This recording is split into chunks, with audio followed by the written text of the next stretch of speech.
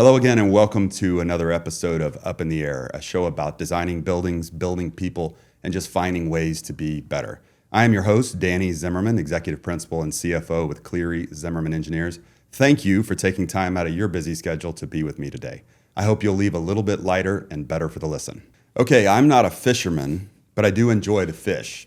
And I've been told over and over again not to bring bananas on the boat because it's bad luck. Have you heard this, Stephen? I have not heard that. But today I brought an attorney onto the set of the podcast. No, in all seriousness, I am looking forward to talking about legal issues today. For the next few minutes, I have the privilege of speaking with attorney Stephen Marrone with Benjamin, Vana, Martinez Cano, LLP. Thanks for joining me today. I'm excited to hear from you about your background in architecture and then also in law. Disclaimer, this is not legal advice today. We're just having a discussion. I don't know if you wanted to put that in there, but I thought you might, so I wanted to add that disclaimer. We're going to talk about errors, omissions, uh-ohs, screw-ups, just all the things that can happen with a design project and in the construction world. So thank you for being with me today. But first, a segment we like to call Hot Takes from Cool Engineers. And yes, I am your cool engineer. It's time to get on the AI bandwagon. That is my hot take today. I may be a little bit late to the party, but I'll tell you, I'm all in given what I'm learning.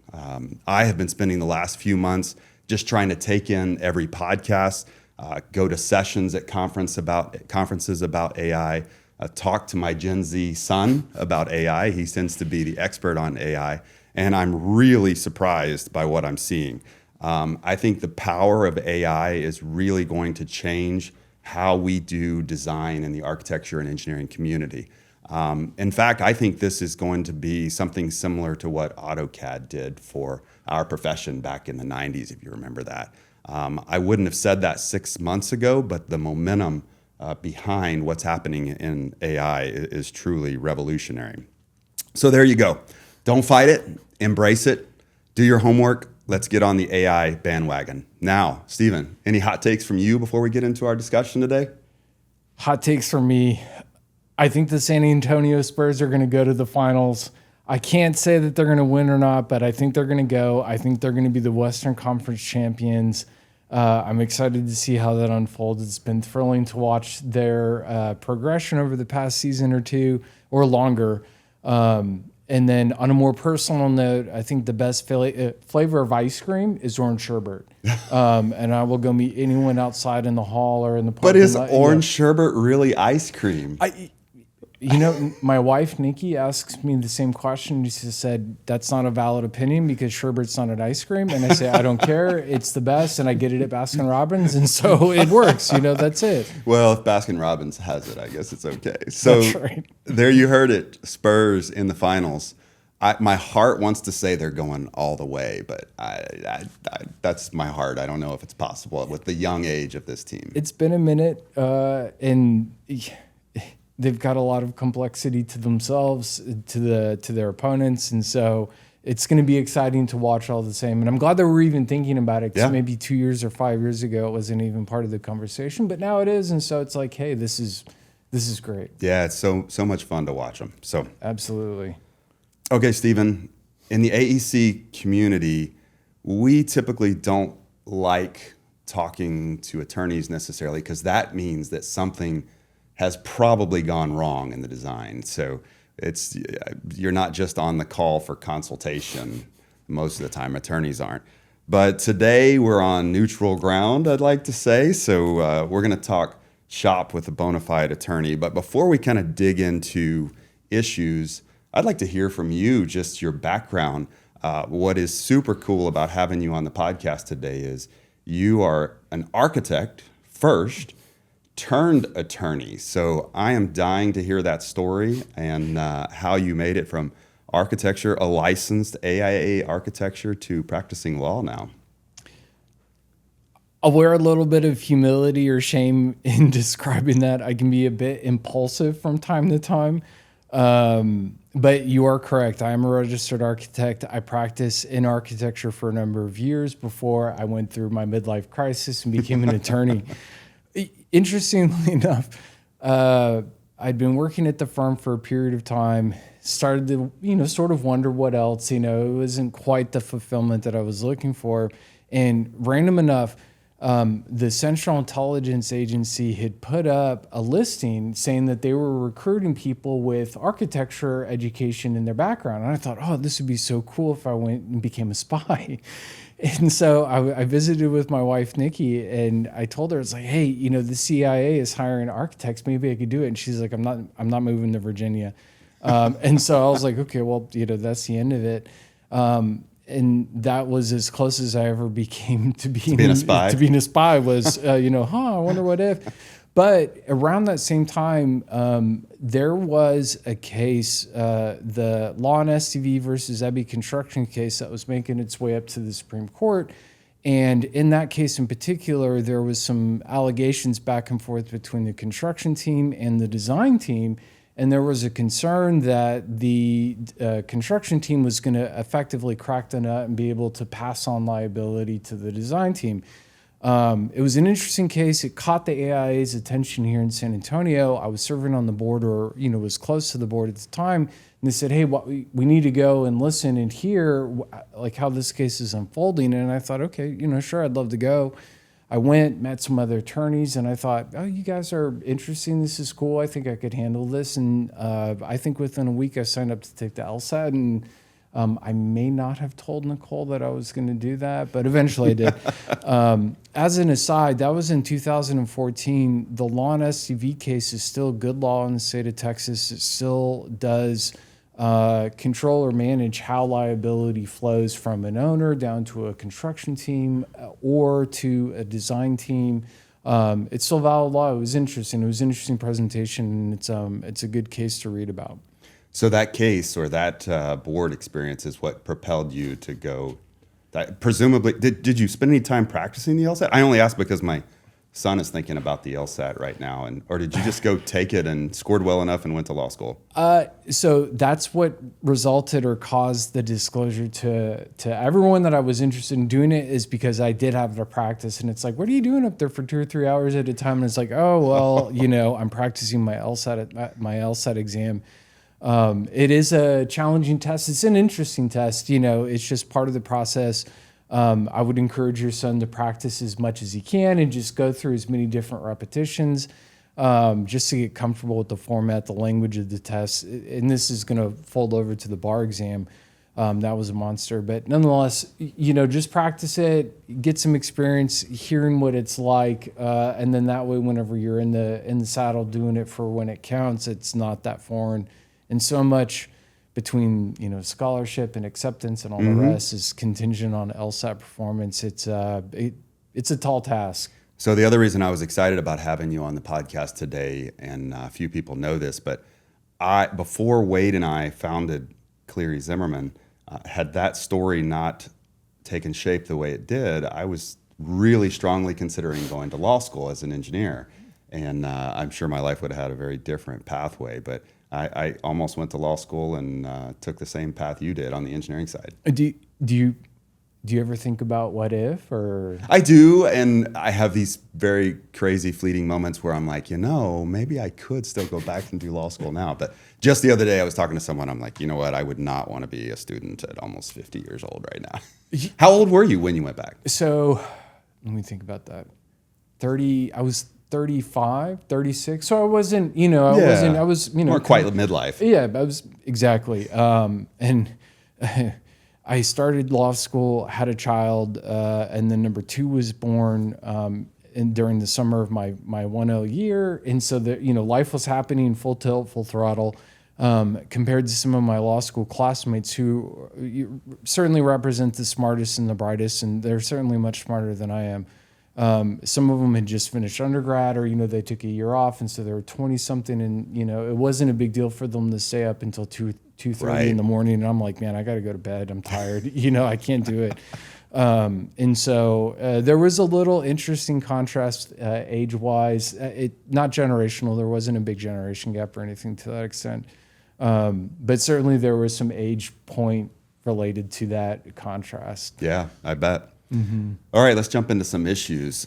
I'll tell you, over the years, of course, we've had the occasion to work with attorneys on various projects, and I'm going to call them projects today. I'm sure you may call them cases, but on various projects. But the reason I wanted to talk with you is with almost no exceptions, those projects where we had to get legal help involved or we had attorneys representing us, they weren't great experiences. Honestly, they were frustrating.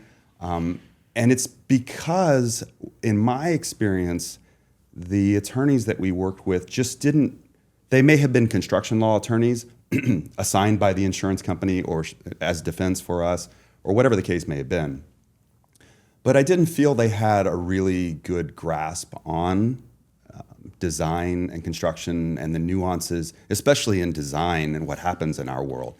Now, the exception to that, and the reason you're on the pod with me today, is because you have worked with us on a project, and we thoroughly enjoyed that process. And I don't know if it's because of your background as an architect, but you seem to get the issues. You understood the vagaries of design and what happens in architecture and engineering. So I really just want to say thanks for coming on today, and I'm looking forward to talking about these issues. That makes me feel really good. I don't get a lot of validation in my work from time to time. Most of the time, it's not very often people are complimenting attorneys. No, it's not. Especially design professionals, because look, and I can certainly empathize it whenever I make a phone call. It's like, hey, I'm your attorney. I'm calling about this, that, and the other thing. It's like, oh, why am I talking to you? And there's like a frustration about it. But at the same time, I think it does help to have that lens and say, look, we're going to be dealing with a lot of gray space, and I got to be able to ask you questions, and you need to be able to give me a response, and just trying to short circuit that discussion as much as possible to get down to, hey, was an error made? Was an omission made? Or was something else at play that caused the issue that we're here to talk about? So you've teed this up perfectly. In the intro, I teased errors and omissions, and you just said that. And I don't think any discussion about design issues or conflicts on projects or liability can start for our audience and just helping them to be better without talking about the definition of errors and omissions. Can you take a couple of minutes or a minute or two and just talk about what those two words mean and the significance of them and the difference? I will do my level best to. Hopefully most people know errors and omissions insurance is what is available for design professionals. Imagine if you're driving your car and you go up to a red light.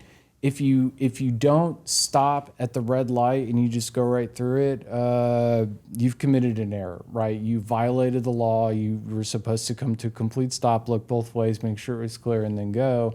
That's an error. And then if you can imagine for a moment the same scenario, you're going to make a right-hand turn, you got to turn your blinker on, right? You don't turn your blinker on, you may get a ticket, you may cause an accident, whatever the case is, that's an omission, right? You forgot to do something that you were supposed to do, or you excluded something. It still falls within the realm of, hey, it's okay, people make mistakes.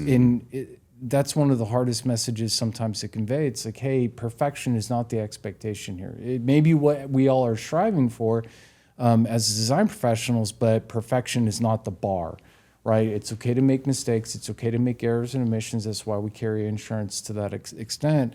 And that's the reason why bottom feeders like me exist, is because that happens, right? And so that, if you take that car driving example and apply it to engineering or architecture, you think about all the decisions, all the design solutions that occur during the course or lifespan of a project, from the first sketch to the paint drying on the wall. There are lots of opportunities for errors and omissions to occur. They're not necessarily wrongful, but they do occur, and sometimes it results in a dispute or a project, as we're here to talk about today. Yeah. So I'm going to open a can here.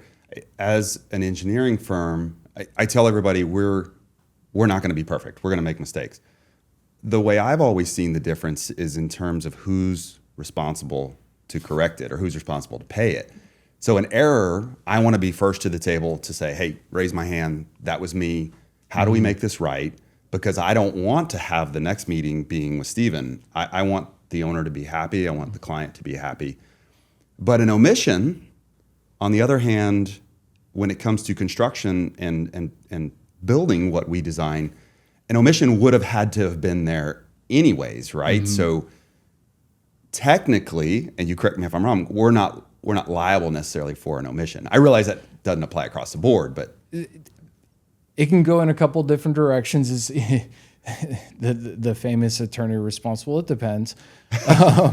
In some instances, yeah, as a design professional responsible charge, you are responsible for making sure all the parts and pieces for the design are in there, right? I mean, imagine if you're designing an HVAC system, for example, and you omitted the controls. Well, the standard of care says you should put a control in there just to make sure it does what it's supposed to do.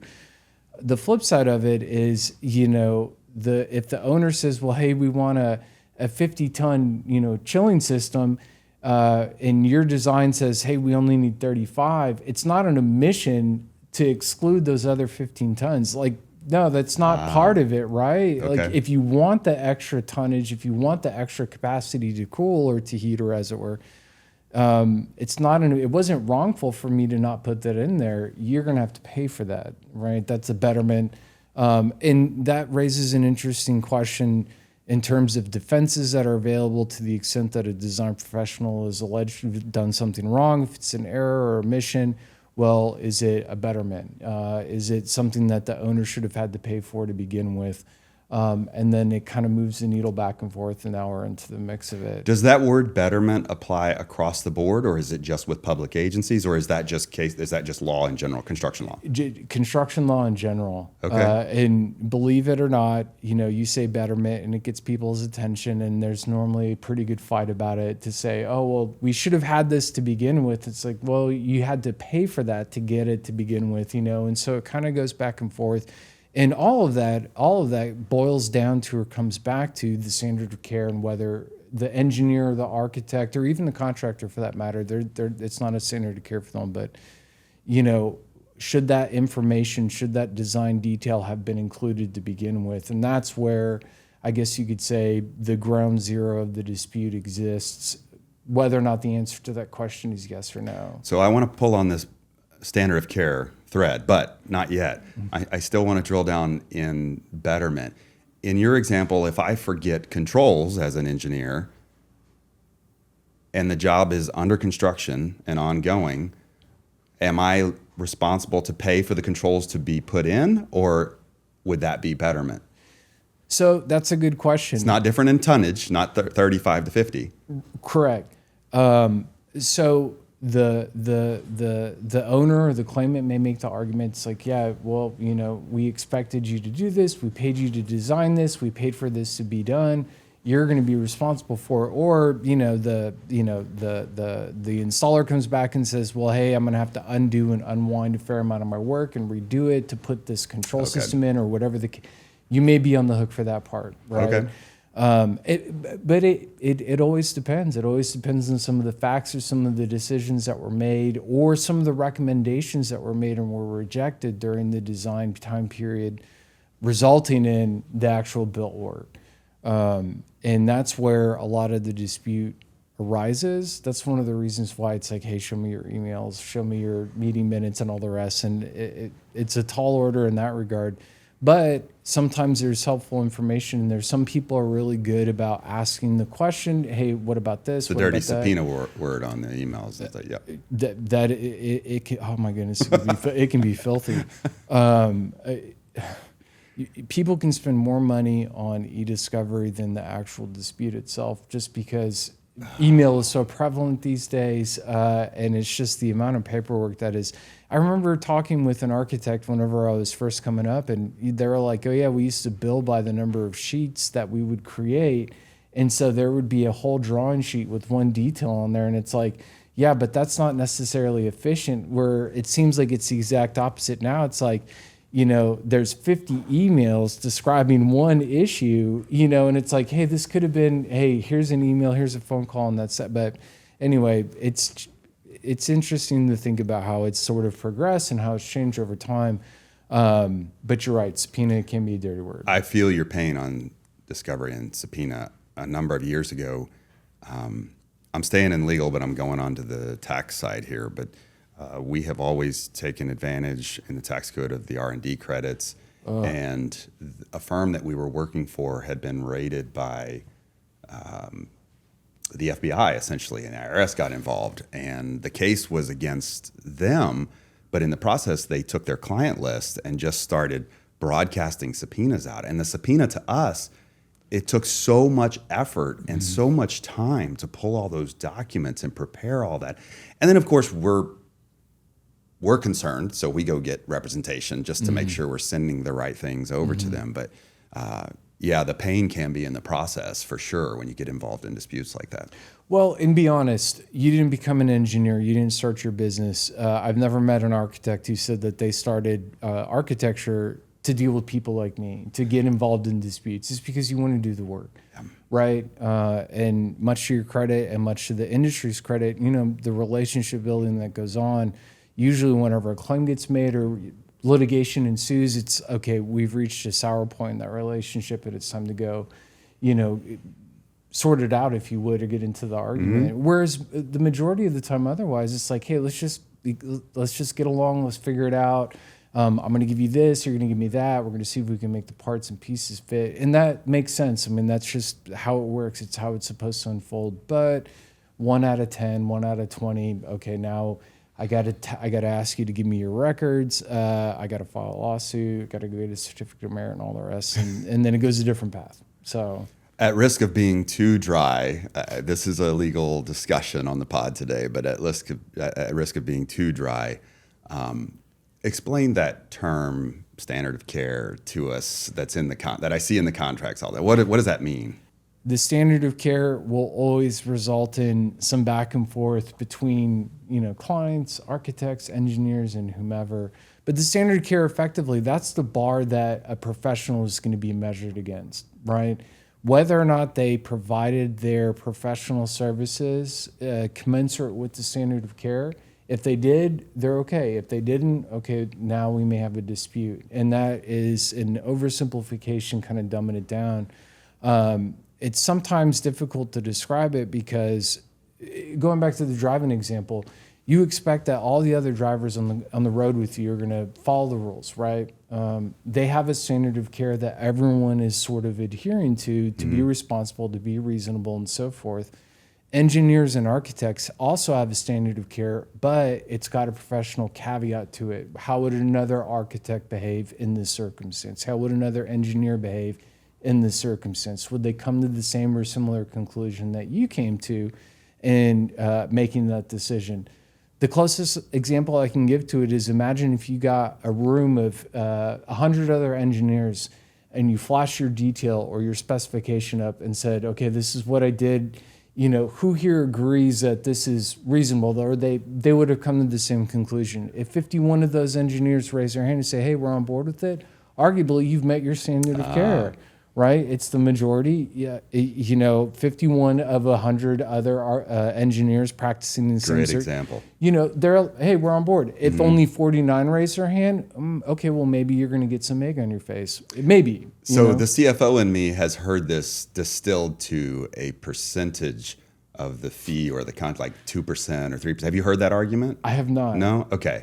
That's what I've heard before is the best way to describe that is it's within 2 to 5% of your total fee is involved in the change or the error, so you're within the standard of care. But maybe that was something that attorney was a unique argument he was trying to make. Interesting.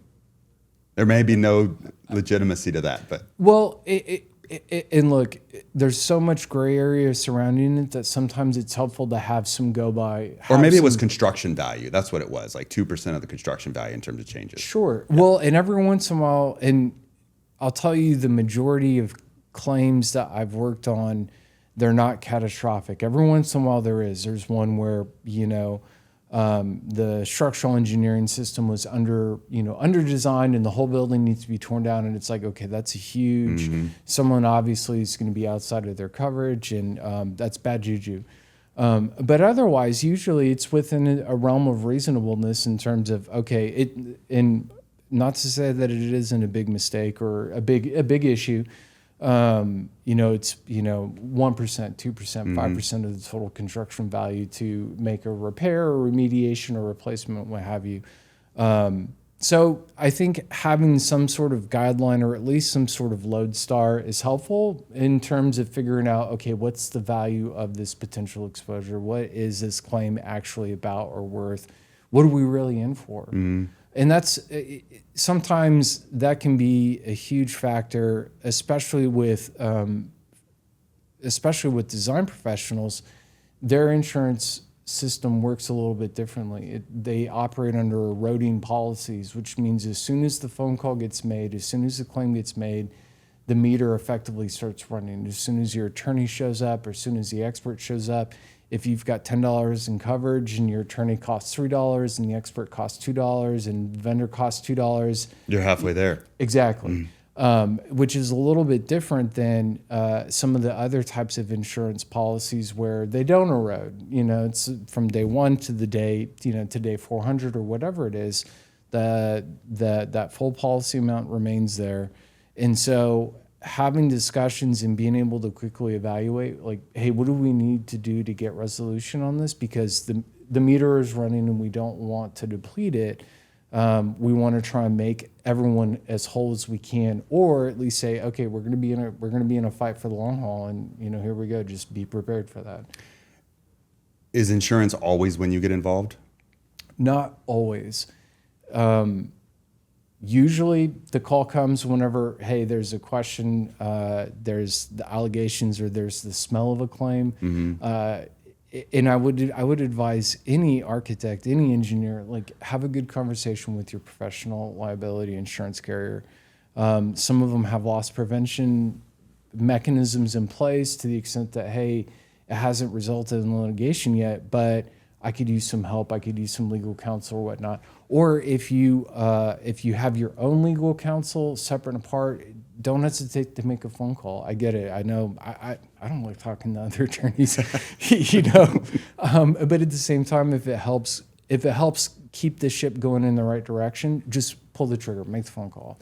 So what is the nature of disputes usually? Does it fall into the errors and omissions, or are there damages that come into play? Are there injuries? How does this normally unfold? I guess, do you have those unique cases that are interesting? You cited a structural failure earlier, but... Every case is different, just like every design project is different. Some of them may follow a typical track, or, hey, I get the parts and pieces, but there's this little outlier that really moves the needle in a different direction. The same is true in litigation. The same is true in disputes.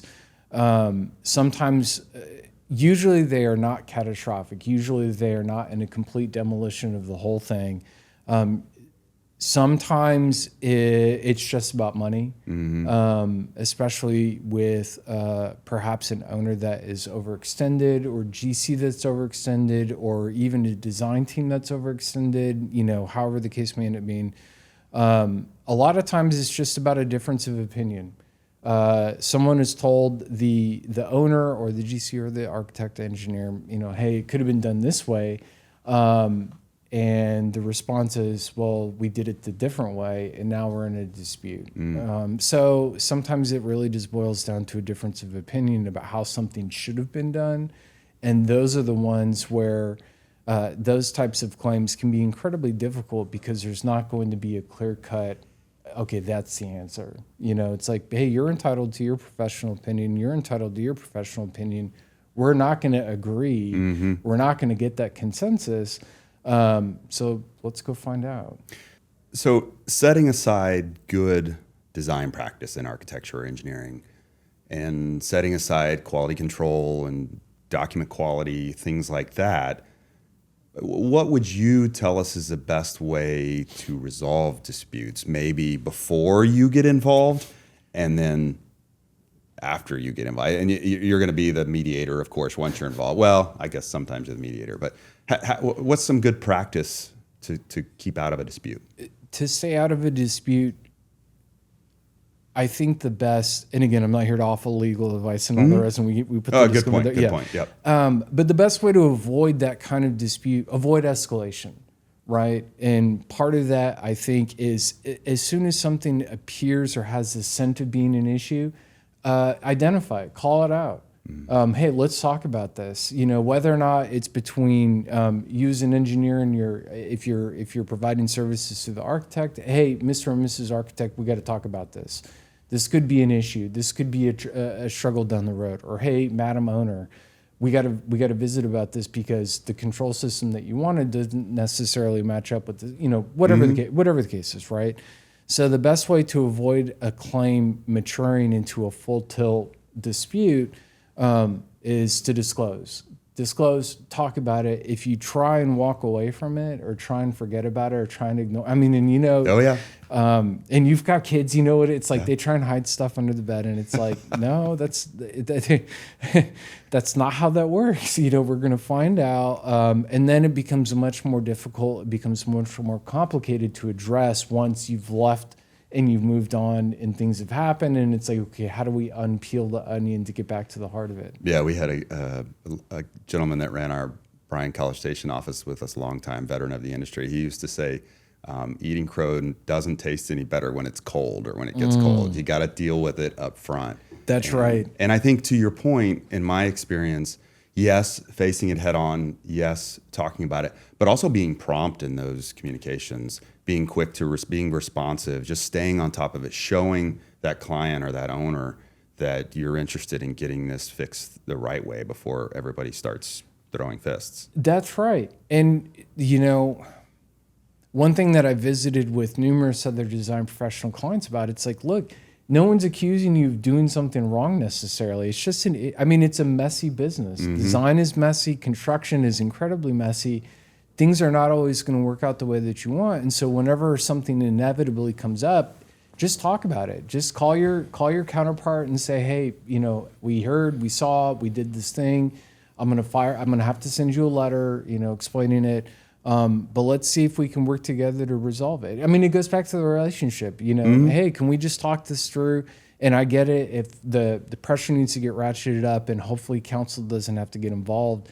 But if it does, just, no one's going to benefit from the surprise of X, right?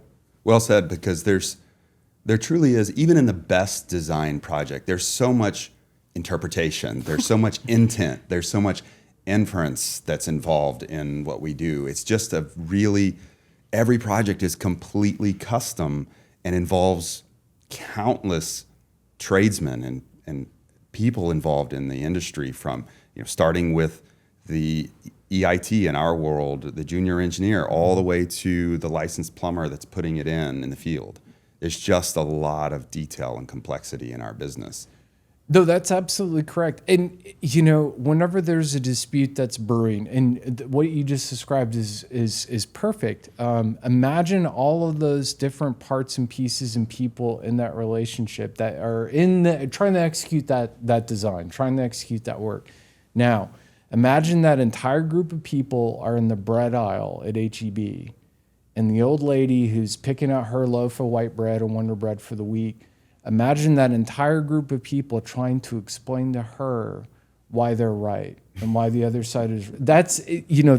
And whenever the push comes into a shove and we got to go down to the mat, that's a conversation that needs to happen, because it could be the old lady in the bread aisle who's deciding the outcome of that Sitting on the jury. Sitting on the jury. And the licensed plumber that's doing the installation work, you as the principal, the EIT, all educated, all articulate. Hopefully, everyone has their story to share. Everyone has a story to say. The standard of care is not black and white. We're going to ask the old lady in the bread aisle to decide, hey, did the plumber mess up? Did the designer mess up? Did the manufacturer? It can get complicated, and that's why it's easier, better, usually in most instances, hey, unravel things, put it together, try and make right before we have to go visit with grandma on the bread aisle. Do the vast majority of cases get resolved before they make it to litigation? Yes. Or am I saying that right? Yeah. Trying it, essentially, or in the courts? Truth. Yeah. More often than not always, but more often than not, there is resolution before a jury renders a verdict or before a judge renders a verdict. In arbitration, it may be a little bit different, to the extent that arbitration process sometimes is a little bit faster and a little bit more straightforward. But usually, at least in my experience, resolution occurs more frequently to the extent, because everyone recognizes like, hey, there's a huge risk. Again, asking the old lady to decide. There's a huge risk. There's a significant expense going through that process, and there's a massive unknown. Who knows how this is going to unfold? If it's going to go this way, or if it's going to go that way. It could be $1 million here. It could be 10 million there. We don't know. Let's just hold our nose and make peace for it now and move on. I've heard tell of this 10-year rule. Is that a thing in construction law? It is. It's very much a thing. The statute of repose. There's usually the statute of limitations, right? If something bad happens, you've got 2 years to file a claim under a negligence theory, 4 years under a breach of contract theory, without going into the weeds of that. But with buildings, I mean, the building that we're in today it's an old building. It's been around for more than 2 or 5 or 20 or 50 years. The statute of repose means from the date that the building or the project was substantially complete, regardless of the claim, you've got to assert a claim within 10 years. And there are a couple of triggers. There's a couple of levers that will extend that deadline a little bit, but those are exceptions to the rule, if you would. But usually it's 10 years. In some instances, just recently, the legislature passed some rules, especially for publicly funded work. It's truncated to 8 years from the date of substantial completion. I think under RECLA for single-family residential home design, it's 6 years, but please don't quote me on that. I don't do a lot of RECLA or single-family work. But usually between 6, 8, 10 years is always a good target. That's the one that I ask people to circle on the calendar. Hey, after 10 years, your risk window arguably should be closed, subject to a couple of exceptions. Okay, good to know. One of my last questions is around contracts. How important is a good contract, or is it kind of just the ground rules, and then ultimately it comes down to the old lady in the bread aisle at HEB? Well, and this goes back to one of your questions earlier about like when to spot the issue, when to say, okay, it's about to happen or something is about to happen. You can circumvent or at least protect yourself or at least set the table for the meal or the fight that you're about to have in your contract. And if there's any part of an advice that I could offer, it's front load that process, do the best that you can up front to put as many protections in your contract as you can. And I'll back up even one more second. It's not just about playing defense, making sure that you're compensated correctly for the work that you're about to do, making sure that the path to additional services is clarified just so that way, hey, if you want us to go out there and make some, you got to get paid for your work. You do. So in addition to protecting yourself, protecting your business, protecting your firm, protecting your design, also make sure that you're protecting, your business stream to the extent that, hey, we've done our level best to figure out how the parts and pieces are supposed to fit together, who's supposed to call who, and so forth. I would strongly discourage relying on just a basic, oh yeah, we have a contract, sign it, here's the back of the napkin. Yes, people still do that from time to time. Or an email? Is an email a back of a napkin? An email can still constitute as a contract, depending on, hopefully there's enough sufficiency in the terms within it. But if you can get a contract in place with your counterparts, it's important. And full disclosure, I work with a fair amount of architects, and engineers are very good at this. They submit their proposal and they've got their, terms and conditions and all the rest. And the architect never stops and reads through that. They just say, oh, okay, the engineer's on board. And it's like, hey, did you read what was in there? Because they're protected and you may not be, So, but by all means, going through that process and being methodical about it is important. It's always worth time, effort, the investment that you may have to make and, preparing those documents. It's always worth it, in my opinion. So I want to wrap this all up just by asking a question about your career. And we touched on this at the beginning, but how do you think your time as an architect designing, working in the industry directly before you went to law school. How does that inform what you do today, and how did it prepare you for this legal world? It's going to cut both ways. It's a huge Achilles heel to the extent that whenever I call and talk to a client, I know they're upset. I know that they're upset because somebody is accusing them of doing something wrong. And at the end of the day, architects and engineers just want to do the best that they can. They want to make a beautiful project. And contractors too, for that matter, right? Everyone wants a project that's on time, on budget, and something that everyone's proud of. And then when you get turned around and poked in the eye and said, "Hey, you're doing something," they get upset. I get upset, and it's like, no, that's not it. But the flip side is, if my architect clients or engineering clients say, "Well, yeah, we tried to work through this. We issued an ESI or an ASI or whatever the case is," like, okay, I understand. You guys were talking about this issue beforehand, which meant there was some back and forth, and okay, well, now we can start mounting an appropriate defense to point that out. Hey, no, that wasn't an error. That wasn't an omission. That was something else, or a delayed response from the owner, whatever the case is. And it's helpful. I get some gratification out of being able to have that conversation. I know the difference between an ASI and an RFI. And it's helpful to be able to have that conversation, maybe at speed, to work through a little bit more efficiently. I said that was the last question, but if you could be in any other area of law, just in a different world, as a different Stephen, what would it be? I don't know. I don't know that I would. I've had the pleasure and misfortune of interacting with IP attorney, intellectual property attorneys. Those boys and girls work really hard. I'm not cut out to do family law. I just can't do it.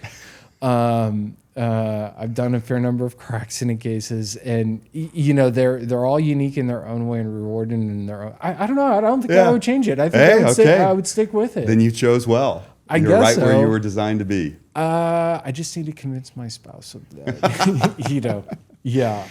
All right. Any final thoughts on errors, omissions, the legal world, and design and construction? One other thing that I'll add to it, and you're a pilot. Yes, sir. Okay.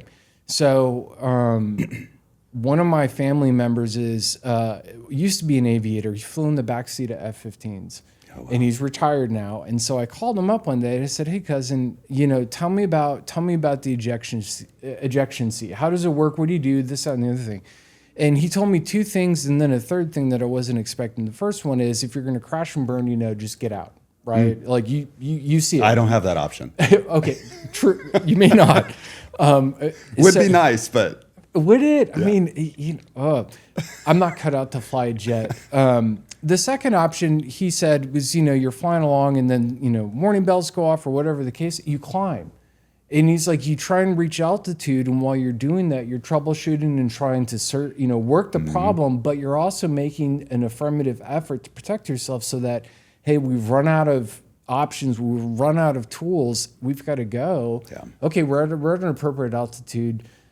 Pull the handle and get out. Yeah. And I think it's hard sometimes, and I've seen a lot of design professionals and builders and owners really dig in and try and hold on to it. It's like, hey, look, just cut your losses. This is a dispute. It's gone sideways. You've done your best to try and sort it out. It's time to get out. Wow, that's a really good analogy, because I think, at least in my experience, how we practice and how we face disputes is usually, I would rather early on settle for something that makes the client happy and the relationship stays healthy than end up getting in a long dispute, pay a lot of money, and then lose a client also in the process. That's right. I mean, and look, there's options that are available as soon as you know that they're, and part of that is, creating an environment of trust and confidence to the extent that even your EITs that say, "Ooh, this doesn't feel right. Let me call my principal and say, hey, could you put eyes on this?" But while you're doing that, while you're climbing, it's like, hey, can we make some peace out of this? Can we try and mitigate the loss, mitigate the damage? Can we try and get to some resolution and just move on down the road, because we care about each other. We want to do the right thing. And then if it doesn't work out, okay, we know what to do. We got to pull the handle. By the way, the aviation term for that is airspeed for altitude. So you're trading airspeed for altitude. As you climb, your airspeed goes down, but you're giving yourself options. Yep. That's right. Give yourself options. I'll tell you the last thing that he told me about that, and this is something that he did training every year. The ejection handle is hard, it's heavy. Like there's no half measure. When you pull it, wow, the metaphor there. You've got to pull it. You've got to mean it because you're getting the fuck out. Like it's over. Like there's no mistakes doing that. Like I can't imagine that feeling of that pyrotechnic going off under your seat, just blasting you into the air. I'd rather not. You're not that adventurous. No. I'll stay on my bike. I'll stay on my bike or go for a walk. We missed the whole segment on bicycles, but that's all right. Maybe next time. All right, it's time now for a little levity in the podcast, Stephen. We are going to do a segment entitled Overrated, Underrated. So the goal here is I'm just going to state something and you're going to tell me whether it's underrated or overrated and maybe tell us why. So we didn't talk about this earlier. The first underrated, overrated is the new UT San Antonio or UTSA logo. I'm gonna say I teach over. I'm going to pass on it, and the reason being is that UTSA is growing. I teach a class at UTSA. I did not know you teach over there. Okay, I do. I teach a class over at the architecture program. And I graduated from UTSA. I got my Bachelor of Science in Architecture there. Another story. Go Runners! Yeah, that's right. Go Runners. I'm proud of my alma mater to see them growing. I don't know, we'll always be Roadrunners. I mean, I don't care what the logo looks like, if we're being candid. Well, you teach, you have to take a different road there. I'm going to say overrated. I don't know. I'm not a big fan of the changes. I am happy that UT Health and UTSA merged. I think it's good for the institution long term. I think it's good for San Antonio. It's good for the economy and the community. So that's really exciting. But yeah, UT San Antonio. The logo? I don't know about the logo. All right, St. Mary's Oyster Bake. I'm gonna say overrated, and I've never actually gone all the way through it. But I went to St. Mary's Law School, and I remember the campus would shut down during Oyster Bake, and it was always. It looked like it was unpleasant to come back to school the Monday after. The campus, and it wasn't for lack of effort, but the campus was a mess. Just trashed. It was just trash. But the flip side, I'll say it's underrated because a lot of the revenue that comes from Oyster Bake, it pays for a lot of kids to go to school. So to that, it's like, hey, keep on with it, deal with it. Good point. All right, unplugging to spend time with family. Man, it's going to catch me in the feels. It's definitely underrated. Yeah. No one's going to remember the projects that you work on. No one's going to know how many hours I bill. It's just the time with our kids. Yep. Very, very well said. The do not disturb setting. That may be overrated. You're an important person. I'd like to imagine that I'm important. But to get the do not disturb on it, it's like, just call me. And if I can't answer, just leave a message, just whatever. Yeah, I agree. Completely overrated. In fact, I don't know that I can probably count on one hand the number of times I've used the do not disturb. I really try hard to answer a phone call or take that meeting or whatever. If I'm available, no matter what, as long as I'm not meeting with somebody else, giving them my undivided attention, I want to answer the phone call. And I think that's the culture we've tried to set at Cleary Zimmerman is just those are our clients. Those are people. We are a people firm, and take that time to talk to someone. You want to be available. Yeah. I'm here. Yeah. I'm going to get your call. All right. Suits, the show. I'm gonna say that it's overrated. I've never worked, and admittedly, I'm not an attorney in New York City, so I can't say for certain one way or another if that's real or not. But in my day-to-day practice, that is so far from reality. It's not even funny. I mean, it's perfect for comedic relief and like, oh man, my goodness, I wish I had that kind of superpower to remember those things or to say that in front of whomever. But yeah. Well, I'm gonna I'm going to admit I've never seen the show. I had to ask it since you're an attorney, but I've never seen Fair it. enough. Fair enough. How about I noticed today, I almost wore a tie today just because I was meeting with an attorney. If I need to wear a tie. No. But suits, overrated, underrated. I know you don't have a tie on today. I don't have a tie on. I don't know. Just let it be. I mean, look, we live and practice in Texas, and there's certain decorum and expectation. I would never not wear a tie. I'll tell you a funny story about that sometime. It's a little bit lengthy about a judge here in San Antonio calling out an attorney who showed up to court and didn't have his jacket on and didn't have his tie on. Oh, man. And she was not, but the way that she handled it was very articulate and very like, oh, yeah, I can't hear you. You don't have your jacket on. And it was like, what? Like, oh, my God. So anyway, I'll just say dress code's important. I do not own a $5,000 suit. I don't know that I ever would, but like suits. But I do think the norms have gradually shifted in business and maybe not so much in the legal world. I think most attorneys are still, but certainly in the business world, ties are not as ubiquitous as they used to be. It's come down a notch, for better, for worse, for better, for worse. We live in South Texas, and I think it's good that it's come down. It's so hot. And hopefully Wade isn't listening to this podcast because he wears ties 3 to 4 times a week and bow ties. So sorry, Wade, but he's a sharp-looking fellow. Yeah. He does a good job keeping the standard high for CZ. There you I'll go. put it that way. All right, depositions. Underrated. And look, you're not going to make or break your case in a deposition, but it's one of the few times that you as the witness get to interact with the attorney kind of mano a mano, like, face to face, like you're stepping into the ring to do it. And some witnesses are really good at it. Some attorneys are really good at it, and sometimes they're not. I mean, sometimes people, blow a gasket, and that's that. And okay, well, that changes the dynamic a little bit. But I enjoy depositions. I think that they're underrated. All right, AI. I open with a hot take on AI. What's your take on AI? My current profession has gotten a big black eye about it, about AI hallucinations. There's a lot in the news that talk about the legal world and AI. That's right. The flip side of it is if we don't embrace it, we're going to be committing malpractice because 5 or 10 years from now, the expectation is, hey, what does your AI machine do to help move things forward or whatever the case is? So I think it's here to stay. It needs to be embraced and harnessed appropriately.